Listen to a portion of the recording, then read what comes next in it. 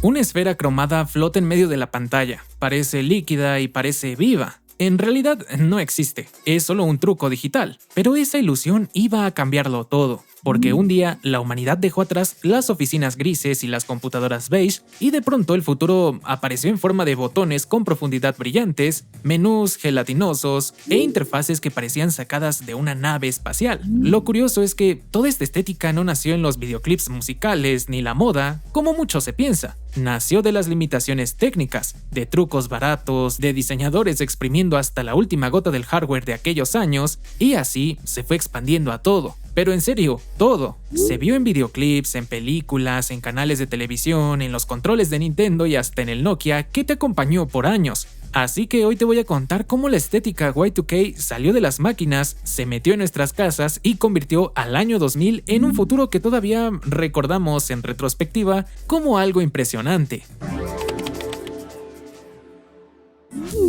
Para entender lo durísimo que fue el Y2K, hay que acordarse cómo era todo antes. En los 80, el movimiento Memphis lo llenó todo de muebles con colores loquísimos y patrones sin sentido. Pero ya en los 90, con el Memphis Light, el mundo digital era la cosa más gris y aburrida que te puedas imaginar. Computadoras color beige, interfaces planas, botones grises, todo parecía hecho para contadores amargados o ingenieros. No para inspirarte nada más allá de chambear, supongo. Nada brillaba, nada era translúcido, nada se sentía emocionante. Hasta que un día, todo empezó a cambiar, a verse como si lo hubieran traído de una nave espacial o de una metrópolis del futuro. Y sí, no es como que nunca soñamos con el futuro. Ahí tienes a Metrópolis de Fritz Lang en 1927, los pabellones de la Expo de Osaka en el 70, o incluso Epcot en Disney que te vendía la ciudad perfecta. Pero lo del Y2K fue muy diferente. Aquí no era solo una idea en papel o una maqueta futurista. Esto salió de las limitaciones técnicas, es decir, renders en 3D, procesos industriales, algo que podías ver en tu compu o llevar en el bolsillo. El parteaguas, por así decirlo, fue Windows 95, no solo por el botón de inicio y todas las nuevas características que trajo frente a Windows 3.0, sino porque cambió quién usaba la compu. Dejó de ser esa máquina cara y casi exclusiva para oficinistas y pasó a ser parte de la casa, y por ende de la vida cotidiana. El lanzamiento fue todo un show, filas en tiendas, spots por todos lados, hasta los Rolling Stones metidos en la campaña. En serio, esto es clave, porque con la llegada de Windows 95 la PC se hizo algo más común y con eso también el sueño del futuro digital. Ahora, respecto a lo visual, se armó con puros trucos. ¿Recuerdas el cromo líquido de Terminator 2 en el 91? Bueno, eso en realidad nació en la película The Abyss en el 89. Con ese tentáculo de agua CGI que parecía tener vida propia. James Cameron ahí digamos que se la rifó y dejó claro que el CGI iba a ser el futuro. 2 años después lo perfeccionó con el T-1000, ese policía metálico que sí te dejaba así bien impactado a la bestia y que se convertía en metal líquido. Todo esto se renderizaba con estaciones CGI y software como Elias Power Animator. Costaba una millonada, pero un mensaje que se quedó es que el futuro debía representarse metálico y brillante. Y como era de esperarse, los diseñadores se lo piratearon. Bueno, con presupuestos más modestos. Uno de los trucos más usados fue el Environment Mapping. Básicamente, cada esfera cromada que viste en un demo noventero o un videoclip era una mentira. Pero por esto, en realidad el efecto se conseguía con una imagen pegada al objeto como papel tapiz. Y funcionaba. Otro truco fueron los NURBS, una forma matemática para crear superficies suaves. ¿Recuerdas esas animaciones donde 2 gotitas se unían como una especie de slime? Pues sí, eso eran NURBS. De ahí salieron los blobs, tubos orgánicos, cápsulas biotech, puro ADN visual del Y2K. Las máquinas que normalmente hacían todo esto, las SGI Indigo 2 o Actane, con software como Maya, 3ds Max o Lightwave, eran carísimas. Bien equipada una estación de estas podía costar desde los $30,000 para arriba según configuración, lo que hoy equivale a unos $80,000. Y estos se compraban en lotes de cientos. Para que te des una idea de su potencia, esas estaciones rendían cientos de miles de triángulos por segundo, cuando hoy una tarjeta gráfica de consumo como una GeForce RTX mueve miles de millones. Es decir, lo que en los 90 costaba lo mismo que un coche de lujo, hoy lo hace muchísimo mejor una PC de escritorio gamer. Pero claro, no todo se resolvía en 3D. La estética Y2K se remataba en postproducción. After Effects ya era popular en broadcast y motion graphics, aunque en estudios de cine grandes se usaban sistemas carísimos como Flame o Shake, pero After Effects democratizó el look. Con plugins como Null Light Factory nacían los lens flares imposibles y halos eléctricos que hoy asociamos con la época. Para texturas y brillos creativos en Photoshop se usaban los legendarios Kai's Power Tools.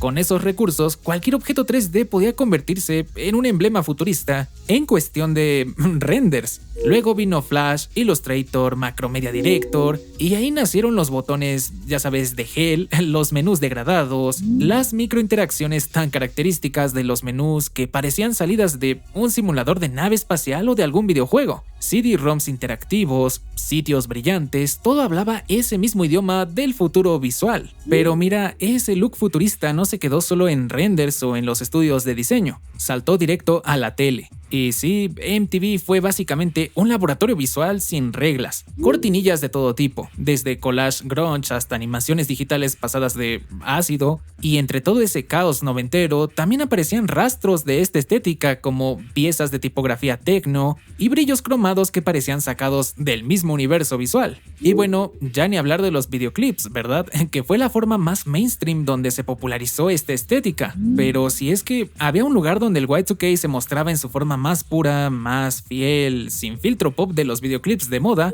era en Locomotion. En Latinoamérica, sobre todo en Argentina, este canal fue probablemente la ventana más directa al futurismo Y2K en televisión, aunque originalmente era para animación, pero a finales de los 90 se fue más por un camino, digamos, experimental, más para adultos, y sobre todo con una vibra distinta que no encontrabas en ningún otro canal. El bloque más memorable fue Fracto, lanzado en el 2000 y creado por Diego Ramos. Eran cápsulas de música electrónica, house, techno, todo con su sonido bien característico del techno Y2K, que se mezclaban con sus visuales generativos y collage digitales. Y ahí tenías esferas flotando, líquidos brillantes que se deformaban, grids geométricos, pictogramas de advertencia, tipografías durísimas. Fracto fue justo ese punto donde convivían las dos caras del futuro. Por un lado, el futurismo Y2K con lo líquido y lo metálico, y por otro, lo que después se llamaría Vector Art, con toda su geometría industrial y minimalismo señalético. Porque sí, el Y2K no solo fue brillos, transparencias y 3D cromado, también tuvo su versión en 2D. Hoy le decimos Vector Art, pero en su momento se conocía simplemente como diseño techno o high-tech. Este nombre moderno es retroactivo, pero sirve para ubicar bien el estilo que es muy característico. Líneas rectas muy marcadas, grids tipo plano arquitectónico, tipografías geométricas tipo Eurostyle, Bank Gothic u OCRA. Y muchísimos pictogramas de advertencias o señales raras. Era como si todo viniera de un manual de instrucciones para operar una nave espacial. Y sí, ese look plano era tan Y2K como el cromo líquido, dos lados de la misma moneda. Y ojo, todo esto estaba completamente conectado a la cultura electrónica. Los flyers de raves estaban llenos de esos pictogramas agresivos y tipografías industriales. Eran literal los primos gráficos del techno y de los gráficos 3D cromados. El caso más icónico fue el del estudio The Designers Republic, los mismos que diseñaron el universo visual de Wipeout en PlayStation. Grids, iconos de advertencia, tipografía dura y sin piedad. Jugar Wipeout era como meterte a un club techno digital donde todo, música, diseño y un poco de interfaz, hablaban el mismo idioma. Pero TDR no solo se quedó en los videojuegos, también diseñaron portadas para World Records, el sello con artistas como Aphex Twin, Otaker y LAFO. Bueno, otros bichos raros también del sonido experimental. Y todo eso visualmente seguía el mismo rollo Vector Art. Convirtieron la gráfica techno en un idioma visual global que veías igual en flyers, consolas o CDs que te encontrabas por ahí. En 2001, Locomotion dio otro golpe estético con su rebranding Locomotion City, diseñado por Studio Chu. Y mira, lo genial es que no solo era lo visual, la programación también hacía match. animes cyberpunk y futurista como Serial Experiments Lane, Cowboy Bebop, Ghost in the Shell o Neon Genesis Evangelion. Puro contenido de realidades virtuales, IA, tecnologías alienígenas, todo encajaba con esos bumpers y cortinillas. Ver Locomotion no era como ver cualquier canal, era meterte a un ecosistema donde estética y contenido estaban en la misma frecuencia, una frecuencia muy Y2K. Y todo este collage cultural, estético y tecnológico, años después se terminó llamando simplemente Y2K. Porque, ojo, en su momento nadie usaba esa palabra para describir el estilo. Se decía cyber, high-tech o simplemente futurista. El término Y2K era exclusivo para el famoso bug del milenio. Ese pánico raro a que las computadoras colapsarían al pasar del 99 al 2000. Fue con la nostalgia y los redescubrimientos culturales que empezamos a usar términos como futurismo Y2K para hablar sobre la visión corporativa y optimista de finales de los 90, es decir, superficies metálicas, plásticos translúcidos, colores fríos y un aire high-tech, limpio y pulido. Como si el futuro fuera perfecto y brillante. En cambio, Cybercore Y2K pone el foco en lo digital y lo underground, glitches, gráficas del internet temprano, estéticas rave, anime, hardware viejo y una vibra más caótica o melancólica.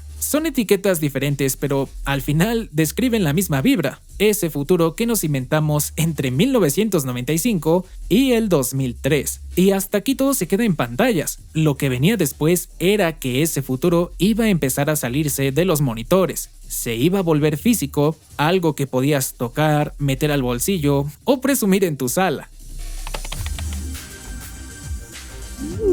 Antes de que lo transparente fuera sinónimo de cool y los acabados cromados se vieran como algo de moda sacado del futuro, la tecnología tenía cara de esto es para trabajar y punto. Hablamos de PCs beige que daban toda esa vibra de oficina, torres rectangulares sin alma y equipos de audio o video en negro o gris tipo hi-fi de los 90. La onda era clara, lo importante era que funcionara y que no costara tanto. Por eso, cuando todo empezó a cambiar a finales de los 90, el golpe visual fue durísimo. Y aquí entra Sony Vaio, que fue de los primeros portátiles en sacudirse la rigidez gris. Usaron un tono lavanda grisáceo que la propia Sony bautizó como Goto Purple.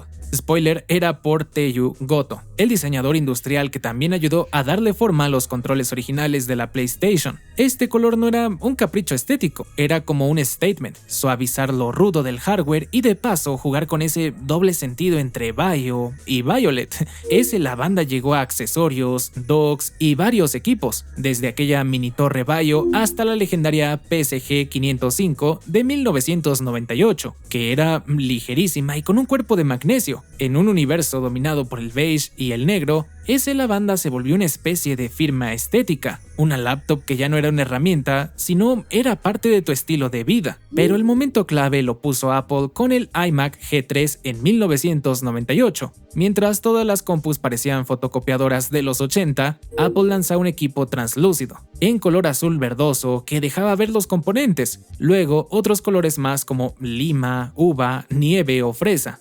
Johnny Ive y su equipo fueron a fondo, desarrollaron plásticos tintados tipo Jelly Bean, cuidaron cada cable, eliminaron los tornillos y hasta pusieron un asa arriba, como si fuera un gadget para mover y mostrar, no una caja gris para dejar olvidada en la esquina. Como te das cuenta, no era solo diseño, era ingeniería metida en estética. Y funcionó tanto que en menos de un año, medio planeta ya quería un aparato que dejara ver su alma electrónica.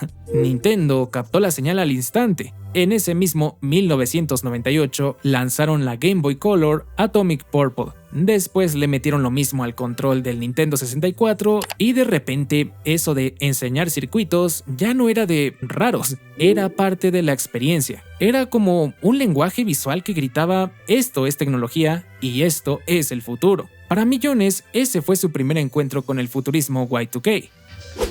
Sony también siguió con la PS1 rediseñada en el 2000, más pequeña, más redonda, más soft, y luego con ediciones especiales de la PlayStation 2 en azul océano translúcido. Sega también aportó lo suyo con la Dreamcast en su versión Clear, al menos en Japón. Pero como sea, un montón de cosas salieron con esta estética transparente. Y sí, esto también explotó en los celulares. Nokia se coronó como el rey del Y2K gracias a sus Express-On covers, que arrancaron con el 5110 en 1998. De pronto cambiarle la carcasa a tu teléfono era como cambiar de ropa. Un día fosforescente, otro tribal, otro día transparente. Interesantemente, Nokia ya no solo vendía funcionalidad, vendía identidad. El 3210 mejoró todo con antena interna y diseño más compacto, y el 3310 directamente se volvió mítico. Mientras tanto, en el lado más pro, el 7110 llegaba con navegador WAP y T9, y el teléfono de Matrix, ese que parecía futurista, era un Nokia 8110 de 1996, pero modificado. Todo formaba parte del mismo show. La tecnología ya no era plástica y aburrida, era algo que enseñabas con orgullo. Y ojo, Nokia no estaba solo. Ericsson lanzó el T28 en 1999, que era básicamente algo así como el James Bond de los celulares. Carcasa de magnesio, diseño delgado y líneas metálicas elegantes. Un celular que parecía de espía. Y como no todo podía ser sutil y claro, llegó el otro gran protagonista, el cromo líquido. Esa estética que parecía solo de renders 3D se volvió real gracias a un proceso llamado Vacuum Metallization. Básicamente poner aluminio sobre plástico al vacío para crear superficies espejo, más barato que el cromado clásico y con acabados bien pro. Sony lo aplicó en toda su línea de audio portátil, Minidisc, Walkman, Discman, todos con cuerpos brillantes, espejados o anonizados que parecían gadgets salidos de una feria de alta tecnología. Del otro lado, el mundo gamer y geek también hizo su parte. A finales de los 90, el modding de PCs se volvió una cultura. Gabinetes con ventanas de acrílico, luces de colores, tubos catódicos. El hardware ya no se escondía, se presumía. Era como la versión casera de esa transparencia que Apple y Nintendo habían puesto de moda. Y claro, luego están los PCs extremos, que eran otra cosa. Alienware convirtió la torre en esculturas sci-fi. Nombres como Area 51, Aurora, colores con nombres de videojuegos, Plasma Purple, Cyborg Green y fuentes con luces y cabezas de alien. Era el punto medio entre el modding casero y la estética gamer lista para la venta. Y ahora sí, lo que hace esto tan interesante no solo era por verse bonito, impresionante o solo porque hoy nos parece nostálgico, sino porque cada LED, cada carcasa translúcida, cada acabado cromado era una muestra de hasta dónde podía llegar la tecnología en aquellos años, cuando dejaba de ser solo una herramienta y se daba un pequeño capricho de ser creativa. Fue un instante donde hardware, software y cultura visual se alinearon para decirte, sin palabras, ya estamos en el futuro. Muchas gracias por llegar hasta acá, espero que el video te haya gustado y no te vayas, te recomiendo este otro para seguir más o menos con el tema. Nos vemos allá.